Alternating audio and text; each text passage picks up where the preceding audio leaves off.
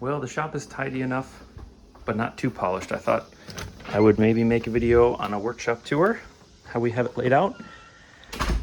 And in my desire to be authentic, I've not tidied up everything, but it is tidy enough to be presentable, I think. So, yeah, we live in a pretty normal, typical American style suburban home.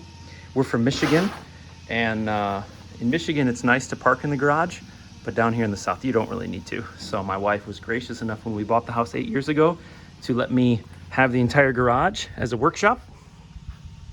That's kind of what it looks like. It's a standard 2-car garage. I don't know the dimensions off the top of my head.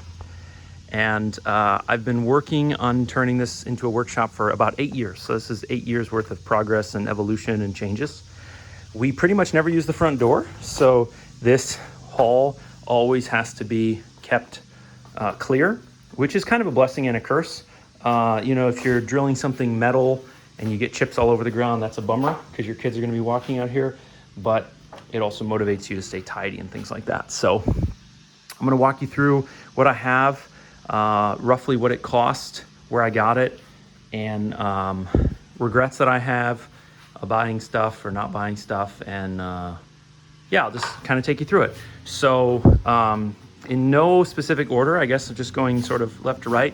So I have, I made this cubby maybe 4 years ago for sort of your standard contractor type stuff. So circular saw, plunge router, polisher, drill, heat gun, sander, power supply drills, grinders, router, planer, miscellaneous sanding stuff. One thing I found over the years is that it's really worth taking the time to mount these things sturdy and in the right location and to tuck the cords away. It's really handy. So here's 2 examples of what I learned. Like, most of the time I need the compressor, it's going out into the front where the cars are. Most of the time I need my flashlight, it's heading out to when it's dark. I used to keep that way over there, and sometimes you just don't think things through and you got to move them. All right, then here it's kind of like electrical area, soldering iron, wires, diagnosis equipment, and I don't do a lot of electronic stuff, but I do enough of it that it's nice to have a dedicated station. This is my toolbox. I bought this for $645 used and horribly beat up, and brought it back to life. And it was kind of a dream of mine to always have a snap-on toolbox. I never had one as a tech, but I bought this about 6 years ago, and maybe I'll do some more videos on that in the future. But I used to be a mechanic, and so I kept all my tools and use them all the time. All right, I've got a computer from someone in the neighborhood for free and built a little stand for it. Having a computer in the shop is amazing. I've only had it about 2.5 years, 3 years. I wish I'd done that my very first week. So handy, looking up wiring diagrams, information. I have it hooked up to a stereo that my parents were getting rid of. So I basically took wires, went up into the attic, and then dropped them to 1, 2, 3, 4 speakers. There's a subwoofer up there, and I play music off of here from Spotify, things like that. Absolutely fantastic. Super useful. This is super useful, fairly cheap, just to give you easy access for USB and charging stuff. Yeah, I used the Matthias Wandel and John Height's YouTube videos as a reference for organizing my shop, sort of making holders for everything. And I'll just say, you know, I made folders for things and put them on the wall and never used them and took them down and threw them away. And then there were things that I didn't make a holder for. I was always going to the toolbox for. So you tend to not know what you need when you need it. So you'll notice, you know, there's holes in here where things used to be. I've moved things around many times. I literally moved this down about 3 inches from where it was for the last like 4 years. So don't try and create the perfect workshop on your first draft. You won't. And if you put too much time and effort into things, then it'll be even more painful to reverse them or take them off. So try and cut yourself some slack. Put things where you think you'll want them, but realize you might move them. So this is probably the 5th workbench that I built. I really like this style of workbench. Matthias Wandel, basically has a bench like this. The only thing I changed is I put in a little tool tray at the back. I love having a tool tray. It allows me to just clear the area super fast. Nothing falls behind. And if you do put a big sheet good on here, it can extend all the way to the back and stay flush and just hide this. So I would never want a tool bench, a workbench again without a tool tray. A vise, man, this is one of the cheapy ones. This is an Irwin. It's not a Wilton, but it's worked great for me. I've had it for like 6 years. This is a combination one, so you get some pipe jaws down here, some normal jaws. Then you also get these type of jaws for like if you want to hold, like if you're holding something thin. This isn't a perfect example, but something like that you want it to hold. I wish I had bought plastic jaws years ago. I had made some wooden ones and out of plywood. They ended up getting destroyed over time, but get some jaws for your vise. It's so worth it. Drill press, I bought this on Amazon, brand new, had it shipped to the house. And I wasn't sure how much I was gonna use a drill press, how good a quality I needed, but I wanted one that went on the bench. I didn't want a full stand one. I didn't think it was worth it. This brand Wen is not particularly high quality, but honestly, this thing has been awesome. I'm still on my first belt. I've had this thing 8 years. You can change the speed instantly. So when you're doing small stuff or when you're doing Forstners or metal, a digital variable speed or electronic variable speed drill press, super expensive. And changing the belts, just nobody has time for that. Nobody takes the time for that. But that is such an amazing feature. If that thing broke, I'd buy the same one tomorrow. Yeah, so I started wanting to be like a really fine, I started wanting to be like Matthias Wandel and John Heitz. Those two guys on YouTube are the ones who got me into woodworking. If it wasn't for them, I wouldn't have this shop. And they were the first two woodworkers I saw who were more mechanically minded, gears and mechanisms and levers. The woodworking I'd been exposed to as a kid was more ornamental and beautiful, and that's just not my style. So they got me into woodworking, and I built some of their jigs. Anyway, the shelves in here are Matthias's style. But over time, I also got into like fine woodworking. You'll notice there's some blanks. That's because I've sold some off. I had some Lee Nielsen stuff. I had some Lee Valley stuff. And I learned that I'm just really not a super fine woodworking guy. And I'll explain more on that when I get to that section. And then I also started doing small engine repair. I fixed a bunch of generators and chainsaws for neighbors and strangers when some tornadoes came through Chattanooga. And then I kind of turned it into a side business once the charity work was done. And so some of this stuff is there. This is the kind of thing that a woodworker would never have on his bench in easy access, but I use this all the time for small engine repair. Yeah, this is a thing I'd never seen, but I just kind of did. I basically put this on rails with magnets, so you can take this with you wherever you go. If you need to go to something that's, sorry, it's hard with one hand. There we go.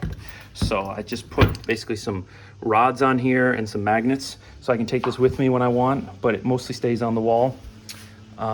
This is from IKEA. Let's see, this is a super handy thing. I can't remember how I came across this. I may have thought of it myself, or I may have seen someone on YouTube. I can't remember, but these little dropper bottles are awesome. No, the linseed oil and polyurethane and acetone and alcohol do not evaporate and dry out. I've been doing this for 8 years, never with caps, never had a problem. Paper towel holder, probably the most useful thing in here. You never have two hands free when you need a paper towel.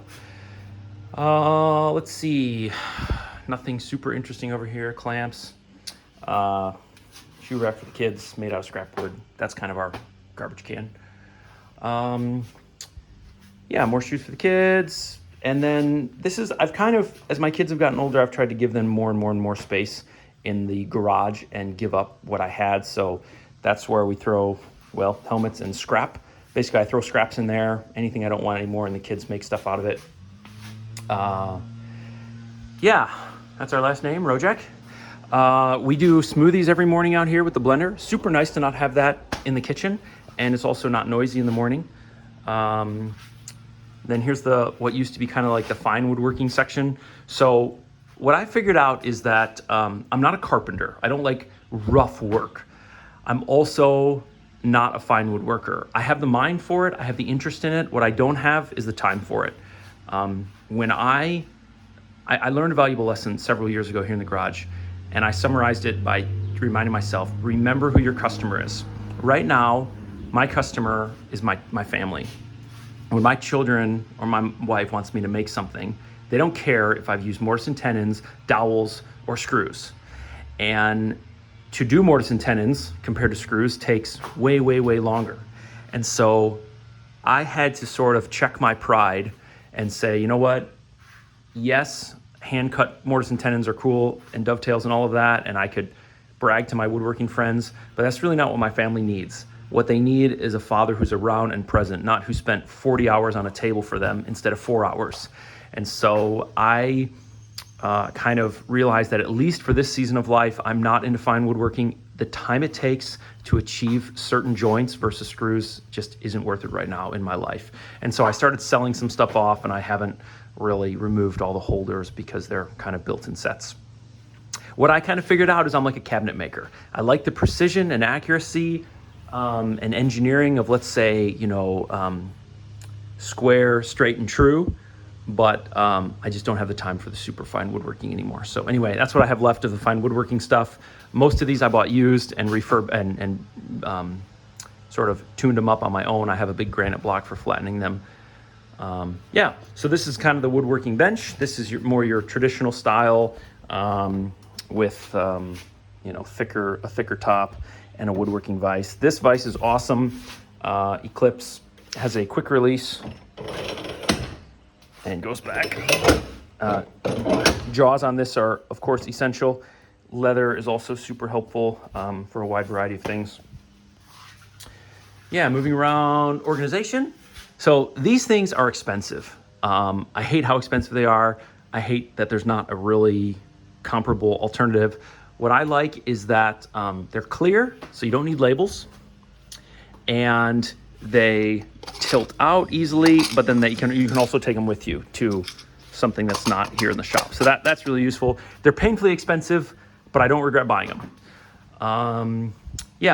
So I had a friend who worked for the Hillman Group, the folks who do nuts and screws and bolts and all those sorts of things, and he gave me a bunch of these. So I have 5 of these, 6 of these, something like that. These are great. I just kind of have memorized what's in here. A lot of drywall screws. When we first bought the house, I bought the big 25-pound buckets of drywall screws because I knew I'd go through them in my lifetime.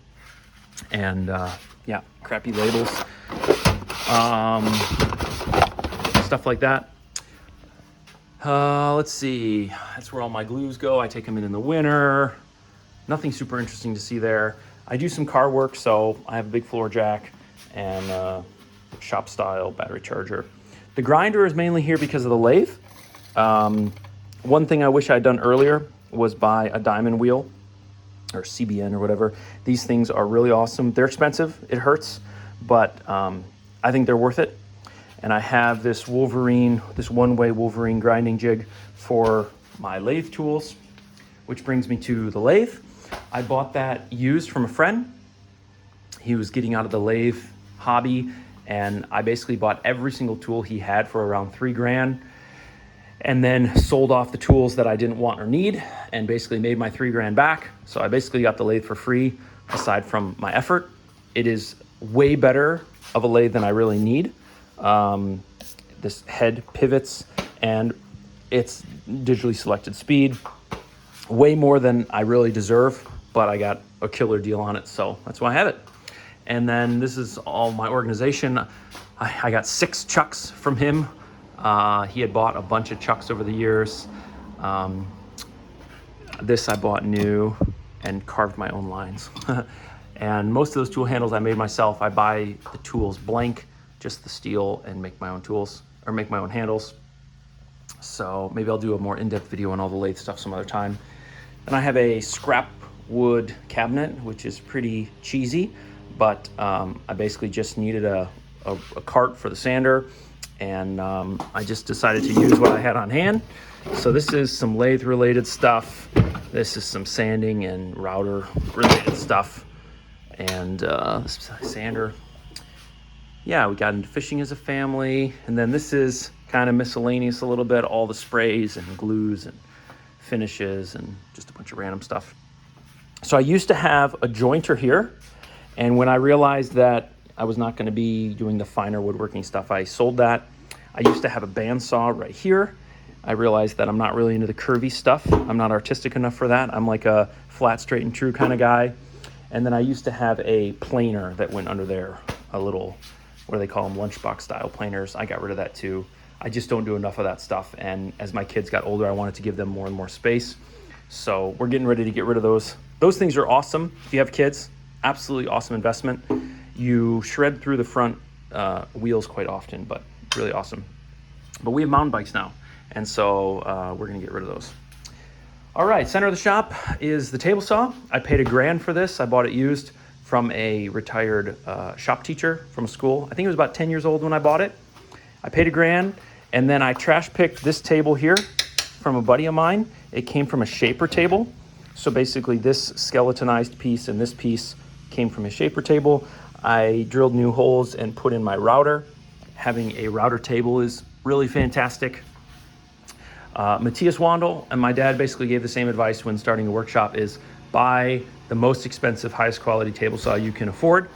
And so that's why I got this one. This is, I had to put in a 220 line, and this is the 3 horsepower, not the 5 horsepower. And it was the shorter rail length, not the 52. It's 32. So I think that was a good investment. I'm happy with that. It's safe, it's quiet. And then maybe you've already seen my dust collection video. This is my dust collection setup for the last 8 years. Very happy with it. Wouldn't change a thing. And then let me just show you what's above when I close the garage. So basically Matthias Wandel has a design for shelves that I copied, but I ended up changing it a little bit and removing the supports that go down the wall. That way you don't lose so much space. So basically I just have electrical, automotive, handyman stuff all up there, and then some wood, espresso machines, and then some camping gear. We're also backpackers and campers, so we keep all that stuff up there. And yeah, that's about it. So just a couple of last comments. Things that I wish when I had first moved in. First thing, I wish I had bought one of those day one. Most useful thing. I hate cords. They drive my eyes crazy. The chaos, and they're not safe. Tripping hazard, all that kind of stuff. Those things are awesome. I wish I'd done that. I also wish I had bought these right away. Nice LED lights over the workstation where you're going to be working. That was so useful. Yeah, what else can I share about regrets or things that I wish I had done right away? One thing I would not do is I would not have a workshop without a bench and a vise. I mean, a workbench and a vise. I don't really care how big the bench is, how good the vise is. Having a way to hold stuff is going to improve everything you do. Your sawing, your chiseling, your drilling, everything.